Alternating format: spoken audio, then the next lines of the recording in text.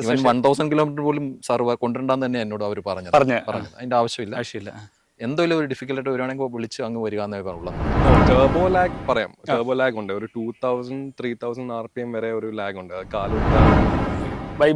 അതെ, ശരിക്കും അത് ഇറങ്ങിയപ്പോ നമ്മളും ശരിക്കും പേടിച്ചു പോയി. ഓട്ടോ പാർക്കിങ്ങും മറ്റേ ഇൻഡിക്കേറ്റർ ഇട്ട് തന്നെ ഇത് റിവേഴ്സ് ആവും, സ്റ്റിയറിംഗ് തന്നെ റൊട്ടേറ്റ്.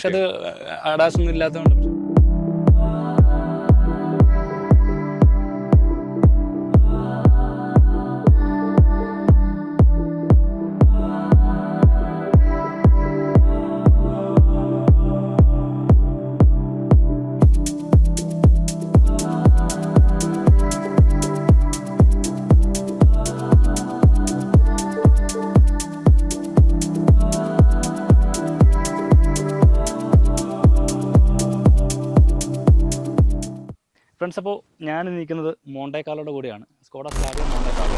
ഇതിപ്പോൾ 1.5 ലിറ്റർ DSG ഗിയർ ബോക്സ് ആണ്. Almost 150 bhp 250 Nm power body use ചെയ്യാൻ കഴിയുന്ന ഒരു എഞ്ചിനാണ്. കണ്ടാൽ കുഞ്ഞിനാണെന്ന് തോന്നുമെങ്കിലും ഒരു പെർഫോമൻസ് വണ്ടിയാണ്. എന്താണ് മോണ്ടെ കാർലോ എന്ന് ചോദിച്ചിട്ടുണ്ടെങ്കിൽ കുറച്ച് ഒരു സ്ട്രക്ചറൽ അപ്ഡേറ്റ്സ് വരുത്തിക്കൊണ്ട് ഒരു സ്പോർട്ടി ലുക്കൊക്കെ കുറച്ചുകൂടെ കൂടുതൽ വരുത്തിക്കൊണ്ട് സ്കോഡ സ്ലാവിയയുടെ ഒരു വെർഷനാണ്. അപ്പോൾ ഇതിൻ്റെ ഒരു യൂസർ റിവ്യൂ പറയാൻ വേണ്ടിയിട്ട് നമ്മുടെ കൂടെ എന്നുള്ളത് വിനു സാറാണ്. ഓൾമോസ്റ്റ് കുറേ വണ്ടികൾ സ്ഥിരമായിട്ട് യൂസ് ചെയ്തുകൊണ്ടിരിക്കുന്ന ഒരാളും കൂടിയാണ്. അപ്പോൾ അദ്ദേഹത്തോട് നമുക്ക് നമ്മുടെ സ്ലാവിയയുടെ വിശേഷങ്ങൾ ചോദിച്ചു.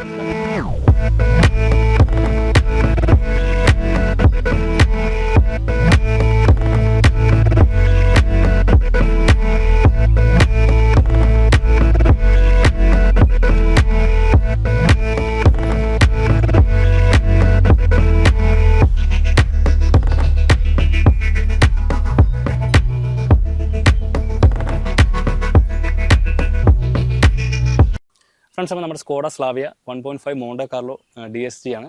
നമ്മുടെ കൂടെയുള്ളത് വിനു സാറാണ്. വിനു സാറിനെ നമ്മുടെ വീട്ടിലേക്ക് സ്വാഗതം ചെയ്യാം. സാറേ, താങ്ക് യു. നമ്മുടെ വീട്ടിലേക്ക് സ്വാഗതം. Thank you sir. നമ്മുടെ സ്കോഡ സ്ലാവിയ സാർ വർക്ക് ചെയ്യണോ? ഇല്ല, ഞാൻ ഒരു പ്രവാസിയാണ്. ഞാൻ ഗൾഫിലായിരുന്നു. 10-25 വർഷം അവിടെ ഉണ്ടായിരുന്നു. ഓക്കെ. അത് കഴിഞ്ഞിപ്പം നാട്ടിൽ വന്നിട്ടൊരു 4 വർഷമായി. ഓക്കെ. നാട്ടിൽ ഇപ്പോൾ ഇവിടെ വന്നേ പിന്നെ ശരിക്കും പറഞ്ഞു കഴിഞ്ഞാൽ വേറൊരു പ്രൊഫഷനായിട്ടല്ല, ഞാനൊരു പാഷനായിട്ട് ഞാൻ ചെയ്യുന്നു. കുറച്ച് ഫാമിങ്ങും അങ്ങനെയുള്ള കാര്യങ്ങളായിട്ടൊക്കെ ഞാൻ ചെയ്യുന്നുണ്ട്. ഓക്കെ. ഓക്കെ. അപ്പോൾ അങ്ങനെ കർഷകശ്രീയിൽ നമ്മുടെ ചെങ്ങന്നൂർ മുനിസിപ്പാലിറ്റിയിൽ നിന്ന് ഒരു കർഷകശ്രീ അവാർഡൊക്കെ കഴിഞ്ഞ വർഷം എനിക്ക് ലഭിക്കുവാൻ സാധിച്ചു. അപ്പം ആക്റ്റീവ് ഫാമിംഗ് ആണ്. അതെ. വെറൈറ്റി ആയിട്ട് പല പല കാര്യങ്ങൾ ചെയ്യുന്നുണ്ട്. ചെറിയ രീതിയിൽ മീൻസ് സ്വന്തം ഇത് തന്നെയാണോ? സ്വന്തമായിട്ട് മീൻസ് വാട്ട് കൈൻഡ് ഓഫ് അങ്ങനെ എല്ലാം ഉണ്ട്. മീൻസ് വെജിറ്റബിൾസ് എല്ലാം ചെയ്യുന്നുണ്ട്. പിന്നെ നമ്മുടെ ട്രഡീഷണൽ ആയിട്ടുള്ള ബാക്കിയുള്ള കിഴങ്ങുവർഗ്ഗങ്ങളും മറ്റുള്ള കാര്യങ്ങളും എല്ലാം തന്നെ ചെയ്യുന്നുണ്ട്. പിന്നെ ജാതി ഫ്രൂട്ട് കുറേ ഫ്രൂട്ട്സിന്റെ കുറെ ചെയ്യുന്നുണ്ട്. അപ്പോൾ ആക്റ്റീവ് ഫാമിംഗ് തന്നെയാണ് മെയിൻ ആയിട്ട്. തീർച്ചയായിട്ടും. എങ്ങനെയുണ്ട് ഫാമിംഗ് ഇക്കാലത്തൊരു വെല്ലുവിളിയല്ലേ? ഇക്കാലത്ത് വലിയ വെല്ലുവിളി തന്നെയാണ്. അത് പന്നിയുടെ ശല്യമാണേലും ഇപ്പം മഴ സീസൺ ആകുമ്പോൾ അത് ഒരു പ്രശ്നമാണ്. ചൂട് സമയത്ത് വെള്ളമില്ലാത്ത വിഷയം. പിന്നെ പറയുന്ന ഒരു നമ്മുടെ ഒരു ചെയ്യുന്ന കഷ്ടപ്പാടിന്റെ ഒരു വാല്യൂ റിട്ടേൺ കിട്ടുന്നുണ്ടോ എന്ന് ചോദിച്ചു കഴിഞ്ഞാൽ സംശയമാണ്. ഞങ്ങൾ തന്നെ ലോക്കലായിട്ട് ഇവിടെ ഒരു വിപണി ഉണ്ടാക്കിയിട്ടുണ്ട്. അവിടെ നമ്മൾ ലോക്കൽ പ്രൊഡ്യൂസേഴ്സ് ആയിട്ടുള്ള ആൾക്കാരെ കൊണ്ടുവന്നിട്ട് ഇപ്പോൾ ഒരു 66 വിപണിയായി നമ്മൾ. ഒരു കഴിഞ്ഞ മാർച്ച് തുടങ്ങി 1 വർഷം കഴിഞ്ഞു. എവറി ഫ്രൈഡേ ഞങ്ങൾ അങ്ങനെയുള്ള ഒരു പരിപാടി നമ്മൾ ഒരു സർവീസ് പോലെ നമ്മൾ വി ഡോണ്ട് ടേക്ക് എനിത്തിങ്. ഒരു പൈസയായിട്ടോ ഒന്നും ആരുടെ നിന്നും മേടിക്കുന്നില്ല. വി ഓർഗനൈസ് തിങ്സ് ആൻഡ് അങ്ങനെ ചെയ്യുന്നു. ഓക്കെ. അപ്പോൾ നമ്മളൊരു പർട്ടിക്കുലർ ഡേറ്റ് വെക്കും അവിടെ. ആ ദിവസം വീക്ക്ലി വൺസ് എവറി ഫ്രൈഡേ. അതെങ്ങനെയുണ്ട്? അതിനൊരു മാർക്കറ്റ് ഉണ്ടോ? ഉണ്ട്. ഇവിടെ ഇപ്പോൾ 4-5 വിപണി എന്നുള്ളത് ഇപ്പോൾ ഈ സറൗണ്ടിങ് ഏരിയയിൽ മോർ ദാൻ 13 വിപണീസ് ഉണ്ട്. ഈവൻ മീഡിയയിലൊക്കെ വന്ന് മനോരമ ചാനലിലും പല ചാനലുകളിലും വന്നിട്ടുണ്ട്. ദൂരദർശന് വരെ വന്നിട്ടുണ്ട്. ഓക്കെ. എന്നുള്ളൊരു അതൊരു പ്രചോദനമാകട്ടെ മുന്നോട്ട് ഫാമിംഗ് ഇറങ്ങുന്ന എല്ലാവർക്കും അല്ലേ? തീർച്ചയായിട്ടും. Fresh fruit and fresh vegetables നമുക്ക് അവൈലബിൾ ആകട്ടെ. തീർച്ചയായിട്ടും. ഓക്കെ. അതിനൊരു കൺഗ്രാറ്റ്സ് പറഞ്ഞുകൊണ്ട് നമ്മുടെ സ്ലാവിയയിലോട്ട് സ്റ്റാർട്ട് ചെയ്യാം. Thank you so much. Why Slavia? Actually അതൊരു വലിയൊരു ക്വസ്റ്റ്യൻ ആണ്. പക്ഷേ എനിക്ക് യൂറോപ്യൻ വണ്ടികളോടാണ് കൂടുതൽ താല്പര്യം. എനിക്ക് അതിൻ്റെ ഒരു സ്റ്റെബിലിറ്റിയും അതിൻ്റെ ഒരു കംഫോർട്ടും നമുക്ക് കിട്ടുന്ന ഒരു ഈവൻ നമുക്കൊരു ഓടിച്ചു പോകുമ്പോൾ ഒരു അപ്പിയറൻസും കൂടെ നോക്കുവാണെങ്കിൽ മൂന്നും കിട്ടുന്ന ഒരു വണ്ടി യൂറോപ്യൻ സ്റ്റൈൽ ജർമ്മൻ കാസിന് മാത്രമേ കിട്ടത്തുള്ളൂ. അമേരിക്കയുടെ വണ്ടി ഞാൻ ഉപയോഗിച്ചിട്ടുണ്ട്. ഒരു ബ്രാൻഡിനും ഒന്നിനും കുറ്റം പറയാം. പക്ഷേ അത് ഇച്ചിലൂടെ എനിക്ക് കിട്ടിയിട്ടുള്ള ഈവൻ ഞാൻ സിട്രോൺ ദുബൈയിലായിരുന്നപ്പോൾ ഞാൻ സിട്രോൺ ഉപയോഗിച്ചിട്ടുണ്ട്, പ്യൂജോ ഉപയോഗിച്ചിട്ടുണ്ട്. ഇപ്പൊ ഇവിടെ വന്ന് സ്കോഡ ഇതെന്റെ സെക്കൻഡ് സ്കോഡയാണ്. നേരത്തെ ആദ്യം ഉണ്ടായിരുന്ന എൻ്റെ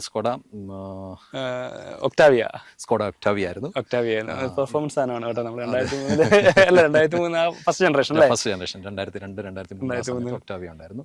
കുരുവി സിനിമയ്ക്കകത്ത് ആക്സിലേറ്റർ അടിച്ചുകൊണ്ട് പോകുന്ന അതൊരു പെർഫോമൻസ് വണ്ടി തന്നെയല്ലേ?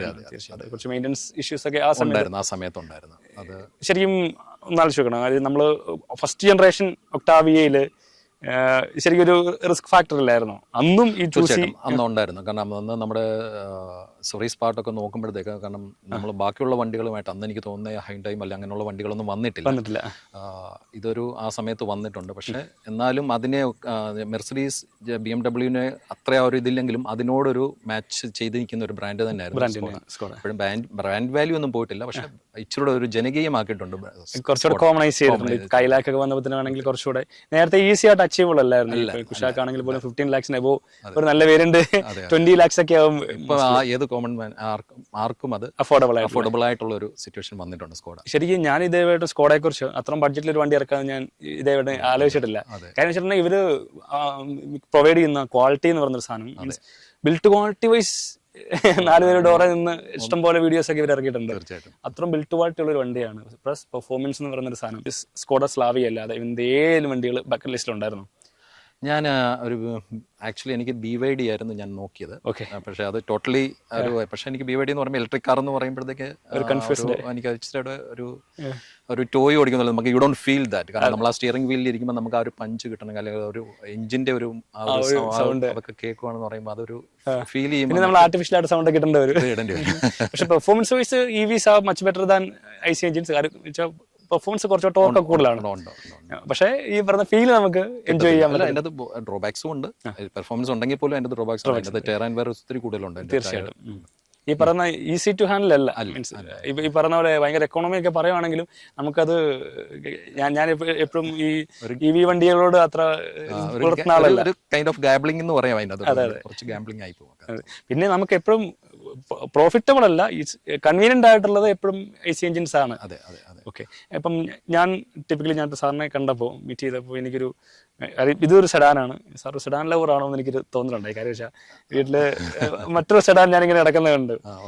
ഒബ്വിയസ്ലി സാധാരണ ഒരു സെഡാൻ ഉള്ളവർ മീൻസ് സെക്കൻഡ് ഒരു SUV-ലോട്ട് സെഡാനാണ് എനിക്ക് ഒന്നുകൂടെ ഇഷ്ടം. ഞങ്ങള് ഒരു ഫാമിലി ആയിട്ട് ഒന്ന് പോകുമ്പോൾ ഇപ്പം എവിടെ കൂടുതലും എനിക്ക് സെഡാനിലോട്ടാണ് ഇഷ്ടം. നേരത്തെ SUV ഉണ്ടായിരുന്നു എനിക്ക്. എൻ്റെ SUV ഉണ്ടായിരുന്നത് ടാറ്റ സിയറ ആയിരുന്നു. സിയറ ഉണ്ടായിരുന്നു. അത് ടാറ്റ നോർമൽ സിയറ ഉണ്ടായിരുന്നു. അത് കഴിഞ്ഞ് ടർബോ വന്നപ്പോൾ ടർബോയും ഉണ്ടായിരുന്നു. പക്ഷെ നല്ല വണ്ടിയാണ്. ഇപ്പം എനിക്കൊന്ന് സിയറ വരുന്നുണ്ടെന്നൊക്കെ കേട്ട് ചിലപ്പം അതൊരു സെക്കൻഡ് തോട്ടാകാം എനിക്ക് ഒരു സിയറ എടുക്കണം എന്ന് തോന്നി കഴിഞ്ഞാൽ. കാരണം അത്രയ്ക്ക് എനിക്ക് ഇഷ്ടമായിരുന്നു സിയറ വണ്ടി. സിയറ അല്ലേ, അതിന്റെ ആ യൂസേജ് എങ്ങനെ ഉണ്ടായിരുന്നു? യൂസേജ് നല്ലതായിരുന്നു. അതിൻ്റെ അകത്തുള്ള ഒരു ഡിസഡ്വാൻറ്റേജ് എന്ന് പറഞ്ഞു കഴിഞ്ഞാൽ നമുക്ക് 2 doors ഇല്ല. നമ്മൾ ഒരാൾ അത് പ്രാക്ടിക്കൽ അല്ല. അങ്ങനെ ഒരു ഈവൻ കുറച്ച് ഏജ്ഡ് ആയിട്ടുള്ള ഭയങ്കര പാടായിരിക്കും, ബുദ്ധിമുട്ടാവും. പക്ഷെ എന്നാലും എനിക്ക് തോന്നുന്നത് ഒരു 4-5 door വരുമായിരിക്കും എന്നുള്ള പ്രതീക്ഷയുണ്ട്. നാട്ടിലില്ലായിരുന്നു, എനിക്ക് ദുബൈയിലുണ്ടായിരുന്നു. ഞാൻ ഫോർച്യൂണർ ഉപയോഗിച്ചിട്ടുണ്ടായിരുന്നു. ദെൻ ഇവിടെ വന്നിട്ട് നാട്ടിൽ കാര്യം നമ്മുടെ ഇവിടെ പൊതുവെ ഗ്രൗണ്ട് ക്ലിയറൻസ് കുറവാണല്ലോ, അതുകൊണ്ടാണ് ഞാൻ ചോദിച്ചത്. ഇല്ല, എനിക്ക് അങ്ങനെ ഒരു പ്രശ്നം ഉണ്ടായിട്ടില്ല. എൻ്റെ ഇപ്പൊ ഇരിക്കുന്ന ഓൾട്ടീസ് ആണ്. അതിന് മുമ്പ് യാരിസ് ആയിരുന്നു. രണ്ടും ടൊയോട്ടയിൽ നിന്ന് മാറി ഞാനിപ്പോ ഇതിലോട്ട് സ്കോഡയിലോട്ട് വന്നത്. അത് ഞാൻ ചോദിക്കാൻ വേണ്ടി ഇരിക്കുന്നത്. റിലയബിലിറ്റിയിൽ നിന്ന് ഒരു പെർഫോമൻസിലേക്ക് ഒരു ഷിഫ്റ്റിംഗ് ഇല്ലായിരുന്നു. തീർച്ചയായിട്ടും അത് തന്നെയാണ് ഉദ്ദേശിച്ചതും. അങ്ങനെ ഒരു ഉദ്ദേശം കൊണ്ട് തന്നെയാണ് ഇത് എടുത്തത്. ഒരു മറ്റേന്ന് പറഞ്ഞാൽ ഒരു CVT എഞ്ചിനാണ്. നമുക്ക് ആ ഒരു ഇച്ചിരി സ്മൂത്ത് ആണ് വണ്ടി. പക്ഷെ ഇത് ഇച്ചിരി ഒരു അഗ്രസീവ് ആണ് സാധനം. ശരിക്കും പറഞ്ഞാൽ നമ്മളൊരു ഫീൽ ഗുഡ് മൂവിയും ആക്ഷൻ മൂവിയും കാണുന്ന ഡിഫറൻസ് തീർച്ചയായിട്ടും.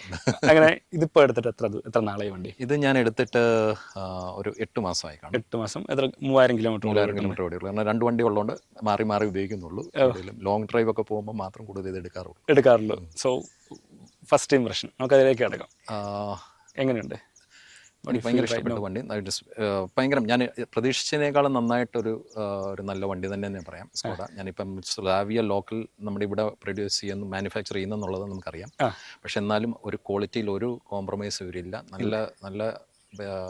നല്ല വണ്ടിയാണ്. വണ്ടി അല്ലേ, ഫിറ്റ് ആൻഡ് വിഷൻ. സോ ഇപ്പൊ നമ്മൾ എടുത്തേക്കുന്ന മോണ്ടോ കാർലോ എന്നുള്ള വരുന്നുണ്ട്, മീൻസ് വേറെ നോക്കിയായിരുന്നോ അതോ ഇത് തന്നെ പർട്ടിക്കുലർലി? ഇല്ല, എനിക്ക് ഇത് വെർട്ടിസിന്റെ വന്നായിരുന്നു. വെർട്ടിസ് വന്നു, അവരും വന്ന് ഞാൻ ടെസ്റ്റ് ഡ്രൈവ് ചെയ്തു. പക്ഷെ ഒബിയസ്ലി കോമൺ സെയിം വണ്ടി തന്നെയാണ്, ഫോക്സാ ഗ്രൂപ്പ് തന്നെയാണ്, സെയിം വണ്ടി. പക്ഷെ എന്നാലും എനിക്ക് ഒന്നുകൂടെ ഒരു എനിക്ക് തോന്നിയത് സ്ലാവിയ ആയിരുന്നു. പക്ഷെ പ്രൈസ് ഡിഫറൻസ് നന്നായിട്ടില്ലേ? ഉണ്ട്, അതാണ് ചോദിച്ചത്. മീൻസ് ബർച്ചസ് എന്ന് പറയുമ്പോൾ അതിനേക്കാളും കുറച്ചുകൂടെ പ്രൈസ് റേഞ്ച് കൂടുതലാണ്. അതെ, കുറച്ചുകൂടെ എനിക്ക് തോന്നുന്നു സ്ലാവിയ കുറച്ചുകൂടെ ആൾക്കാർ ഇങ്ങനെ എടുക്കുന്ന കോമൺലി അങ്ങനെ വല്ലതും ഫീൽ വല്ലതും തോന്നിയായിരുന്നു? ഇല്ല, കാരണം എനിക്കൊരു സ്കോഡ ഉണ്ടായിരുന്നതുകൊണ്ട് എനിക്ക് ഒരു സെക്കൻഡ് തോട്ട് ഇതിനെക്കുറിച്ച് വരേണ്ടി വന്നില്ല. വെർട്ടസ് വന്നപ്പോൾ എനിക്ക് ഈസിലി എനിക്കത് പോയിട്ട് എന്തുകൊണ്ട് സ്കോഡ തന്നെ ആകാം എന്നുള്ളത് എനിക്ക് മനസ്സിൽ തന്നെ ഡിസൈഡ് ഉണ്ടായത്. ഇപ്പം ഈവൻ 2003 അല്ലെങ്കിൽ ആ കാലഘട്ടത്തിലൊക്കെ സ്കോഡയുടെ സർവീസ് ഒക്കെ മീൻസ് ഒരു കാര്യം വെച്ചിട്ടുണ്ടെങ്കിൽ അന്ന് നമ്മൾ ഈ പറഞ്ഞ ഇപ്പോഴും കൺസെപ്റ്റിലുള്ള പെർഫോമൻസ് വണ്ടികളെ കുറിച്ച് ആൾക്കാർ ഇപ്പോഴും ബോധ്യപ്പെടാമെന്ന് എനിക്ക് തോന്നുന്നു കൊറോണയ്ക്ക് ശേഷമാണെന്ന് തോന്നുന്നു. എനിക്ക് തോന്നുന്നു പോളോ നിർത്തി കഴിഞ്ഞിട്ടാണ് പോളോ ഹിറ്റായത്. അതിന്റെ പിന്നെ പർച്ചേസിന്റെ കുറെ ആൾക്കാർ പോകാൻ തുടങ്ങിയതും ഇതെല്ലാം നിർത്തലിന് ശേഷമാണ്. ഒരു പെർഫോമൻസ് വണ്ടികൾ കാര്യം ഒരു വണ്ടികളായിട്ടൊരു ബൂം ഉണ്ടായത് ഒരു കൊറോണയ്ക്ക് ശേഷം ഒത്തിരി ആൾക്കാർ കാർ എടുക്കാൻ തുടങ്ങിയിട്ടുണ്ട്. സെക്കൻഡ് മാർക്കറ്റിംഗ് ഇമ്പ്രൂവ് ചെയ്തിട്ടുണ്ട്. സോ അന്ന് കാലഘട്ടത്തിൽ സർവീസ് എങ്ങനെയുണ്ട്, ഇപ്പോഴത്തെ കാലഘട്ടത്തിലെ സർവീസിനെ കുറിച്ച് അറിയാറായില്ല എന്നാലും? ഓക്കെ, അന്നത്തെ കാലത്ത് ഏറ്റവും വലിയ, ഞാനിപ്പം ആലപ്പുഴ ജില്ലയിൽ ചെങ്ങന്നൂരാണ്. അന്ന് വണ്ടി സർവീസിന് പോകണമെങ്കിൽ എറണാകുളത്ത് പോകണം. ഒരു ദിവസത്തെ പണിയാണ്. നമ്മൾ നേരത്തെ പ്രീ ബുക്ക് ചെയ്ത് അവിടെ പോയി രാവിലെ 8 മണിക്ക് വണ്ടി കിട്ടും, വൈകുന്നേരം 4 മണിയാകുമ്പോൾ വണ്ടി കിട്ടി തിരിച്ചു വീട്ടിൽ വരുമ്പോൾ രാത്രി 8-8:30 ഭയങ്കര ഒരു നൈറ്റ് മെയർ ആയിരുന്നു സർവീസിന് പോകാൻ.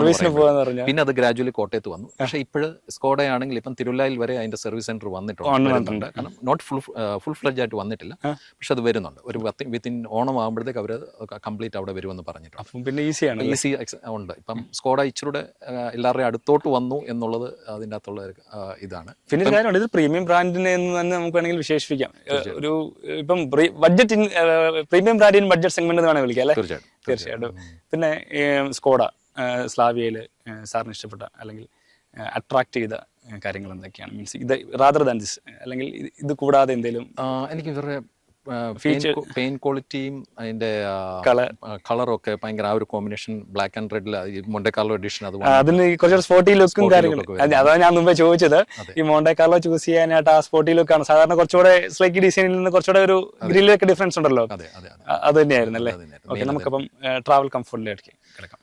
ട്രാവൽ കംഫോർട്ട് വളരെ സ്റ്റേബിളാണ് വണ്ടി. ഇപ്പം നമ്മളിപ്പോൾ ഒരു ടേണിംഗ് ഒക്കെ നമ്മളൊരു 70-80 നമ്മൾ നെഗോഷിയേറ്റ് ചെയ്യുകയാണെങ്കിൽ വണ്ടി ഒരിക്കലും നമ്മുടെ കൺട്രോളിൽ നിന്ന് പോകത്തില്ല. ഇപ്പം ഞാൻ കഴിഞ്ഞ ആഴ്ച തന്നെ ഞാൻ എറണാകുളത്തോട്ട് പോകുമ്പോൾ ഞാൻ നല്ല സ്ട്രെയിറ്റ് റോഡിൽ കൂടെ പോയിക്കൊണ്ടിരിക്കുമ്പോൾ ഒരു സ്കൂട്ടറുകാരൻ വന്നപ്പോൾ ഞാൻ ഇങ്ങനെ ലെഫ്റ്റ് ഇച്ചിരി എടുത്തു. അപ്പോൾ ഓപ്പോസിറ്റിൽ നിന്ന് ഒരു മാരുതിക്കാരൻ വന്ന് എന്നെ ഇങ്ങനെ അടിക്കും. ഞാൻ ഇങ്ങനെ സിഗ്സാഗ് ചെയ്ത് എടുത്തു. പക്ഷേ മാരുതിക്കാരൻ ഞാൻ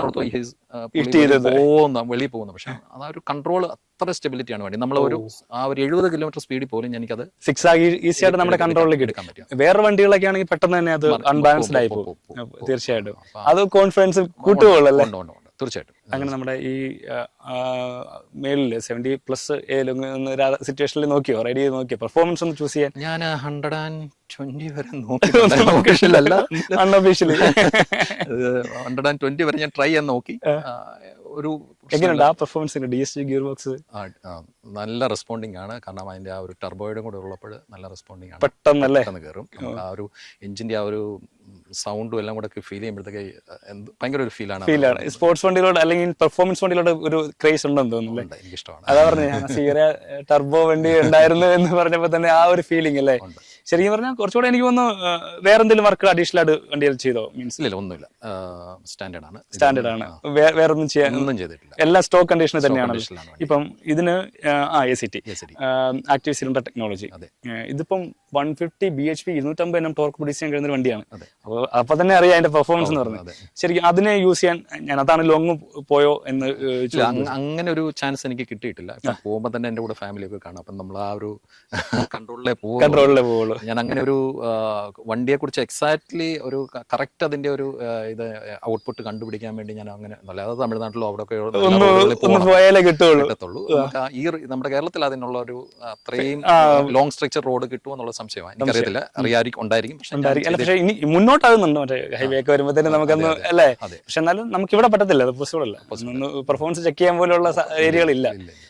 ഓക്കെ, എന്നിരുന്നാൽ പോലും ഇപ്പം ACT എന്ന് പറഞ്ഞ ടെക്നോളജി സിലിണ്ടേഴ്സ് ഓഫ് ആയിട്ട് നമുക്ക് പെർഫോമൻസ് മീൻസ് മൈലേജ് ഇപ്പോൾ ഒരു ഹെവി സ്പീഡിലൊക്കെ പോകുകയാണെങ്കിൽ മൈലേജ് ഇൻട്രൊഡ്യൂസ് ചെയ്യുന്നതാണ് ഇവർ ചെയ്യുന്നത്. അപ്പം ഞാൻ ചോദിക്കാൻ ഉദ്ദേശിച്ചത് അതാണ്, അങ്ങനെ ചെക്ക് ചെയ്യാൻ പറ്റുമോ? അല്ലെങ്കിൽ ഞാൻ ഇടയ്ക്ക് ഞാൻ ശ്രദ്ധിക്കാറുണ്ട്, ഇതിനകത്ത് നമ്മൾ 2 സിലിണ്ടർ വരെ പോകുന്നു കട്ട് ഓഫ് ആയിട്ട്, പിന്നെ നമ്മൾ ആക്സിലേറ്റർ കൊടുക്കുന്നതിനനുസരിച്ച് 3 സിലിണ്ടർ 4 സിലിണ്ടർ പോകും. അപ്പം ഞാനിപ്പം സിറ്റി ഡ്രൈവിലൊക്കെ എനിക്കൊരു 9 to 11 ആ റേഞ്ചിൽ കിട്ടും. ലോങ് ഡ്രൈവിൽ എനിക്കൊരു 14 to 15 എനിക്ക് വരെ കിട്ടിയിട്ടുണ്ടല്ലേ? ഇന്നലെയും പോയപ്പോൾ ഞാൻ അത് ശ്രദ്ധിച്ചായിരുന്നല്ലേ? അപ്പോൾ ആ സാധനമൊക്കെ ഒക്കെ വർക്കിംഗ് ഉണ്ട്. അതിനകത്ത് എനിക്കൊരു ചോദിക്കാന്ന് വെച്ചാൽ, ഇപ്പം ആ സിലിണ്ടർ ഓഫ് ആവുമല്ലേ, അതിൽ നിന്നിട്ട് നമുക്ക് ക്വിക്ക് ത്രോട്ടിൽ ആവശ്യമാണെങ്കിൽ ആ ഒരു ലാഗോ അങ്ങനെ വല്ലതും ഉണ്ടാകാനുള്ള സാധ്യത ഉണ്ടോ? ഒരു വലിയ ലാഗില്ല, എന്നാലും ഒരു ചെറിയ നോർമലി ഒരു ലാഗ് വരും, ചെറിയൊരു ഒരു ഫ്രാക്ഷൻ ഓഫ് സെക്കൻഡിന്റെ ഒരു നമ്മൾ മറ്റേത് CVT കൊടുക്കുന്നതിനെ പോലെ നമുക്കത് ഫീൽ ചെയ്യുന്നുണ്ടല്ലേ? പിന്നെ ഒരു ലോങ് സ്ട്രെച്ചിലോട്ട് ഒരു നല്ല മൈലേജ് കിട്ടുവാണെങ്കിൽ അതൊരു നല്ല ടെക്നോളജി തന്നെയാണ്. മറ്റേ നമ്മുടെ ക്രൂസ് കൺട്രോൾ ഒക്കെ ഓൺ ആക്കുവാണെങ്കിൽ കുറച്ചുകൂടെ ബെറ്റർ ആയിട്ടുള്ള അല്ലേ? അതിപ്പം വിർച്ചസിലും ഉണ്ട്. വിർച്ചസിലും അവർ അതേപോലെ പ്രൊവൈഡ് ചെയ്യുന്നുണ്ട്. പിന്നെ വേറെ എന്തെങ്കിലും ഡ്രോബാക്സ് എന്തെങ്കിലും തോന്നി? ഇപ്പൊ ഓൺ റോഡ് അത് നമ്മൾ പ്രൈസ് നമ്മൾ മെൻഷൻ ചെയ്തില്ലായിരുന്നു. ഇല്ല, ഡ്രോബാക്സ് ആയിട്ട് എനിക്കൊന്നും പ്രത്യേകിച്ചൊന്നും തോന്നിയിട്ടില്ല. പക്ഷേ പിന്നെ പറയുന്നത് ഇപ്പം നമ്മളിപ്പം വണ്ടി മേടിക്കുമ്പോൾ ചെറിയ ചെറിയ കാര്യങ്ങൾ ഹോൺ ഞാൻ റീപ്ലേസ് ചെയ്തിരുന്നു. അതിനകത്ത് വന്നപ്പോൾ അവർക്ക് ഇതിൽ കൂടെ പുട്ട് നല്ലൊരു ഹോൺ ഇടാന്ന്, ചിലപ്പോൾ അതൊരു വണ്ടിയുടെ ബജറ്റ് കൺട്രോളിൽ കൊണ്ടുവരാൻ വേണ്ടി അവർ അങ്ങനെയുള്ള സാധനങ്ങളൊക്കെ ഇട്ടിട്ട് അല്ലാതെ എനിക്ക് പ്രത്യേകിച്ച് വേറെ കുഴപ്പങ്ങളൊന്നും വണ്ടിക്ക് കണ്ടിട്ടില്ല, തോന്നിട്ടില്ല. മീൻസ് ഫീച്ചേഴ്സ് എന്തെങ്കിലും കുറവ്, ഇപ്പം അഡാസ് അങ്ങനെയൊക്കെയുള്ള എന്തെങ്കിലും ഇതായിട്ട് നെഗറ്റീവായിട്ട് തോന്നിയിട്ടുണ്ട്? അഡാസ് ഉണ്ടെങ്കിൽ നല്ലതായിരുന്നു, പക്ഷേ ഇവിടുത്തെ എനിക്ക് തോന്നുന്നില്ല. കേരളത്തിലെ ഇവിടെ നമ്മൾ അഡാസ് ഉപയോഗിച്ചുകൊണ്ട് എവിടം വരെ നമുക്ക് പോകാം? മര്യാദയ്ക്ക് വഴിയെ കൂടെ പോകാൻ പറ്റത്തില്ല, അപ്പോഴാണ്. അപ്പൊ അതൊന്നും തോന്നിയില്ല, നെഗറ്റീവായിട്ടൊന്നും തോന്നി. അപ്പം സർവീസ് ഫസ്റ്റ് ചെക്ക് മാത്രമല്ല, 15,000 കിലോമീറ്ററിനാണ്. അതൊരു എസ്പെഷ്യലി ജർമ്മൻ കാസിന് മാത്രം, മീൻസ് യൂറോപ്യൻ ജർമ്മൻ കാസിന് മാത്രം കണ്ടുവരുന്ന 1000 കിലോമീറ്റർ പോലും സർവ കൊണ്ടുവരണ്ടെന്ന് തന്നെ എന്നോട് അവർ പറഞ്ഞു. അതിന്റെ ആവശ്യമില്ല. എന്തെങ്കിലും ഒരു ഡിഫിക്കൽട്ട് വരുവാണെങ്കിൽ വിളിച്ച് അങ്ങ് വരിക എന്നേ ഉള്ളെന്ന് പറഞ്ഞു. എനിക്ക് ഇതുവരെ ഒരു പ്രശ്നമില്ല. പ്രശ്നം ഉണ്ടാകാൻ വേണ്ടി 3500 കിലോമീറ്റർ പോയിട്ടുള്ളൂ. പിന്നെ നമ്മള് വേറൊരു കാര്യം, ബാക്ക് സീറ്റ് ഫ്രണ്ട് സീറ്റ് മാറി ഇരുന്നിട്ടുണ്ട്. ഇച്ചിരി ഒരു കുഴിയിലോട്ട് ഇരുന്ന പോലെ നമുക്ക് ഫീൽ ചെയ്യുന്നുണ്ട്. സെഡാനാകുമ്പോ ആ ഒരു സ്റ്റൈൽ ഓഫ് അല്ലേ, യാത്രാ സുഖം അതില് ബാക്ക് സീറ്റില് ഉണ്ട്, കുഴപ്പമില്ല. സർവീസിൽ വേറെ വിഷയങ്ങളൊന്നും ഇപ്പൊ EVM അല്ലേ ഇതിന്റെ സർവീസ് ഒക്കെ കൂടി? അണ്ടർനീത്ത് ലൈറ്റ് ഇട്ടു, പിന്നെ ഹോൺ മാറ്റി, അതെല്ലാം ഷോറൂമിൽ തന്നെ? ഷോറൂമിൽ തന്നെ, വേറെ ഒന്നും ഞാൻ ഔട്ട് ഓഫ് ഷോറൂം ഒന്നും ചെയ്തിട്ടില്ല. ചെറിയ വർക്കുകൾ മാത്രം. പിന്നെ പാർക്കിംഗ് സെൻസർ വെച്ചല്ലേ? പാർക്കിംഗ് സെൻസർ അത് അവിടെ ഷോറൂമിൽ. അത് ആവശ്യമായിട്ട് തോന്നിയിട്ടുണ്ടോ? പാർക്കിംഗ് സെൻസർ ആവശ്യമായിട്ടും തോന്നിയിട്ട് കഴിഞ്ഞാൽ പലരാ ഓടിക്കുന്നത്, ഞാൻ ഓടിക്കുന്നല്ല. ഇപ്പം വേറെ ആരെങ്കിലും എടുക്കുമ്പോൾ അവർക്ക് ആവശ്യം വലിപ്പമുള്ള വണ്ടി ആയതുകൊണ്ടല്ലേ? തീർച്ചയായിട്ടും. ഇനി നമുക്ക് ഒരാളും കൂടെ വിശേഷങ്ങൾ പറയാനുണ്ട്, സാറിന്റെ മോനും കൂടെ ഉണ്ട്. അദ്ദേഹത്തെ കൂടെ നമുക്ക് വീഡിയോയിലേക്ക് സ്വാഗതം ചെയ്യാം. ബ്രോ, പേര്? എന്റെ പേര് സാവിയോ. എന്നാണ്. പഠിക്കുകയാണോ അതോ? ഞാനിപ്പോ ബിടെക് ജസ്റ്റ് കഴിഞ്ഞുള്ളൂ. ഇനി അടുത്ത ഫർദർ സ്റ്റഡീസിന് വേണ്ടി മാസ്റ്റേഴ്സ് എടുക്കാൻ ഫീൽഡിലേക്കാണ് പോകാൻ താല്പര്യം. ഓട്ടോമോട്ടീവ്. അപ്പം ഇതുമായിട്ട് എന്തൂസിയാസ്റ്റ് ആണ് അല്ലേ? ശരിക്കും ഇതിനകത്ത് നമ്മുടെ കൈമുദ്രകൾ വല്ലതും ഉണ്ടോ, അല്ലെങ്കിൽ പേഴ്സണൽ റെക്കമെൻഡേഷൻസ് വല്ലതും ഉണ്ടായിരുന്നോ സ്കോഡ സ്ലാവിയയിലോട്ട് വരുമ്പോൾ? അല്ലെങ്കിൽ സ്ലാവിയ ഇൻ ദ സെൻസ് ഈ ഒരു പ്രൈസ് ബ്രാക്കറ്റിൽ കിട്ടുന്ന പെർഫോമൻസ് വെച്ച് ഐ തിങ്ക് ഓൺലി ഈ സ്ലാവിയ വേർട്ടസും പിന്നെ ഈ വെർണ മാത്രമേ ഉള്ളൂ. പക്ഷെ വെർണ ഡിസൈൻ ഒക്കെ അവർ കുറച്ച് ഡിസൈൻ ഒരു ഫാക്ടർ ആയിരുന്നു, ബിക്കോസ് അതൊരു 50-50. Some people like it, some people don't like it. നമുക്ക് അത്രയും അതെ, എനിക്ക് എസ്പെഷ്യലി അതിന്റെ ഒരു ഞാൻ അതിന്റെ റിവ്യൂ ഒന്നും ചെയ്തിട്ടില്ല ഇതുവരെയായിട്ട്. പക്ഷെ ഇതിന് മുമ്പത്തെ വരണമെന്ന് പറഞ്ഞിട്ടുണ്ടെങ്കിൽ മസ്കുലർ ലുക്ക്, ആ ഒരു ആംഗിൾ ചെയ്ത ഹെഡ്ലൈറ്റ്സും ടെയിൽ ലൈറ്റ്സും ശരിക്കും ഒരു ഡിസൈനും കാര്യങ്ങളൊക്കെ വരുമ്പോഴത്തേന് നല്ല രസം ഉണ്ടായിരുന്നു. അത് കഴിഞ്ഞ് പെട്ടെന്ന് ആ ഡിസൈനിലോട്ട് കൊണ്ടപ്പോ നമുക്ക് പെട്ടെന്ന് അക്സെപ്റ്റ് ചെയ്യാൻ പറ്റിയില്ല. ഭയങ്കര സ്ലീക്കി ആയി പോയല്ലോ തോന്നില്ലേ? ഓക്കെ. അപ്പം ഇതിനകത്ത് സ്കോഡ സജഷൻ വന്നപ്പം ബ്രോ അതിനകത്ത് എന്തെങ്കിലും ഉണ്ടോ? മീൻസ് ശരിക്കും നമ്മൾ BYD ആയിരുന്നു നോക്കിയത്. അപ്പോൾ BYD ഒരു BYD Atto 3 ആയിരുന്നു നോക്കിയത്. ഒരു മറ്റേ മിഡ് ഓപ്ഷൻ ആയിരുന്നു നോക്കിയത്. അപ്പോൾ ആ ഒരു സമയത്ത് ഐ തിങ്ക് September 2 ആയിരുന്നു ഇതൊന്ന് ഇൻട്രൊഡ്യൂസ് ചെയ്തത്, ലോഞ്ച് ചെയ്തത്. അപ്പോൾ അനിയൻ യങ്ങർ ബ്രദർ ആയിരുന്നു ശരിക്കും ഇത് പോസ്റ്റ് ഇങ്ങനെ വാട്സാപ്പ് നമ്മുടെ ഫാമിലി ഗ്രൂപ്പിൽ ഇങ്ങനെ ഇട്ട് സ്ലാവിയ മോണ്ടെ കാർലോ ഇറങ്ങിയിട്ടുണ്ട് നോക്കാമെന്നൊക്കെ. അപ്പൊ അങ്ങനെ അന്ന് തന്നെ മറ്റേ EVM ഏറ്റുമാനൂർ ആ ഡീലർഷിപ്പ് ഒന്ന് വിളിച്ച് ചോദിച്ചു എങ്ങനെയാന്നൊക്കെ. അപ്പൊ ദേ ടോൾഡ് വിത്തിൻ 2 to 3 weeks വണ്ടി വരും. അപ്പൊ അങ്ങനെയാണ് ശരിക്കും ഇത് കൺസിഡർ ചെയ്തില്ലായിരുന്നു. നമ്മൾ ഈ BYD Atto 3 ആയിരുന്നു ശരിക്കും നോക്കാൻ പോയത്. പിന്നെ ഇത് ലോഞ്ചായി September 2 ഇത് ലോഞ്ചായി ഇൻട്രൊഡ്യൂസ് ചെയ്തു. അപ്പൊ നമ്മൾ ഇതൊന്ന് test drive I think September 4 ആയപ്പോ ഈ വണ്ടിയും പിന്നെ വേർട്ടിസും ഒന്ന് ടെസ്റ്റ് ഡ്രൈവ് ചെയ്യാൻ വന്നായിരുന്നു വീട്ടില്. വന്നായിരുന്നു അവർ വണ്ടി കൊണ്ടുവന്നു. അതെ. കൊണ്ടുവന്നു. അപ്പോൾ വെർച്ചസിൽ നിന്നും സ്ലാവിയക്ക് എന്ത് ഡിഫറൻസ് തോന്നി? മീൻസ് ഒരു difference in the sense indicator light ഇപ്പം ഇതില് വരുന്ന മറ്റേ ഹാലജൻ ആണ്. ഹെഡ് ലൈറ്റും ടെയിൽ ലൈറ്റ് ഇൻഡിക്കേറ്ററും റിവേഴ്സ് ലൈറ്റ്സും. വേർട്ടിസ് ആണെങ്കിൽ എല്ലാം LED ഇൻക്ലൂഡിംഗ് ഇൻഡിക്കേറ്റർ ആൻഡ് ഇത് റിവേഴ്സ് ലൈറ്റ്സും. പിന്നെ പ്രൈസും ഒരു ഫാക്ടർ ഉണ്ടായിരുന്നു. I think around 1 lakh extra ആയിരുന്നു ആ ഒരു സമയത്ത്. ഐ തിങ്ക് ആ ഒരു അത്രയും ഉണ്ടായി പ്രൈസ് ഡിഫറൻസ്. പിന്നെ ലുക്കും എനിക്ക് ടു ബി ഫെയർ ഇതായിരുന്നു കുറച്ചുകൂടെ പ്രിഫർ ചെയ്തത്. ആ ഒരു ബാക്ക് ആൻഡ് ഡിസൈൻ ശരിക്കും ഇതായിരുന്നു ഇഷ്ടപ്പെട്ടത് കമ്പയർ ടു ദി അതർ. ഒരു പെർഫോമൻസ് എന്തൂസിയാസ്റ്റ് ആയിട്ടുള്ള ആൾക്കാർ അല്ലേ ചൂസ് ചെയ്യുന്ന ഒരു സാധനം. സോ ഇനിഷ്യലി എങ്ങനെയുണ്ട് വണ്ടി? ഒരു ഇപ്പൊ നമ്മൾ ഫാദറിന്റെ ഒരു പെർസ്പെക്റ്റീവിൽ കണ്ടു, ലൈക്ക് സൺ, എന്ത് ഫീൽ ചെയ്തു? ഓണസ്റ്റ്ലി നല്ല ലൈക്ക് ആ ഒരു ടർബോ ലാഗ് പറയാം. ടർബോ ലാഗ് ഉണ്ട്, ഒരു 2000-3000 RPM വരെ ഒരു ലാഗ് ഉണ്ട്. കാല് കൊടുത്താലും പോകാൻ ഒരു മടിയുണ്ട്. ടർബോ ലാഗ് ഒന്ന് ഉണ്ട്. പക്ഷെ 3000 കഴിഞ്ഞ ഒരു പോക്കുണ്ട്, നല്ല പോക്കാണ്. ഭയങ്കര അഡിക്റ്റിംഗ് ആണ്. ഇങ്ങനെ പെട്ടെന്ന് പോകാൻ കാലെടുത്താനൊക്കെ നല്ല ഭയങ്കര അഡിക്റ്റിംഗ് ആണ്. ആ ഒരു സൗണ്ട് ഒക്കെ ചേഞ്ച് ആയിട്ട് അത് നമുക്ക് ഫീൽ ചെയ്യാൻ പറ്റും അല്ലേ? ഫീൽ ചെയ്യാൻ പറ്റും തീർച്ചയായും. Honestly you can feel it. It's really good. ആ ഒരു ഭയങ്കര അഡിക്റ്റിംഗ് ആണ് അത്. പ്രിപ്പയർ ചെയ്യാതെ വല്ലതും ഒന്ന് ട്രൈ ചെയ്ത് നോക്കിയാൽ എങ്ങനെ ഉണ്ടെന്നുള്ള മറ്റേ പെർഫോമൻസ് അങ്ങനെ അപ്പോഴൊന്നും പറ്റൂല. ട്രൈ ചെയ്തു, ഒന്നും ഫീൽ ചെയ്തു അല്ലേ? പിന്നെ ഫീൽ ചെയ്തു. ഓക്കെ, എങ്ങനെയുണ്ട് ഇനിഷ്യലി ഒരു ബ്രോഡ് പെർസ്പെക്റ്റീവിൽ റിവ്യൂ പറയുകയാണെങ്കിൽ? Means pros and cons. നമ്മൾ പ്രോസ് എന്ന് പറഞ്ഞിട്ട് പെർഫോമൻസ് എന്ന് പറഞ്ഞാൽ വെല്ലുവിളിയില്ലാത്ത, അല്ലെങ്കിൽ ഈ സെഗ്മെന്റിൽ ബീറ്റ് ചെയ്യാൻ വേറെ വണ്ടികളിൽ നിന്നല്ല, means comparatively better than compared to the competition is good. It's good. അപ്പോ ബാക്കിയുള്ള എന്തെങ്കിലും കോൺസ് അല്ലെങ്കിൽ ഫീൽ ചെയ്യും? കോൺസ് ഒരെണ്ണം I think driver side mirror. പക്ഷെ മിറർ അല്ല, ഈ വിൻഡോ.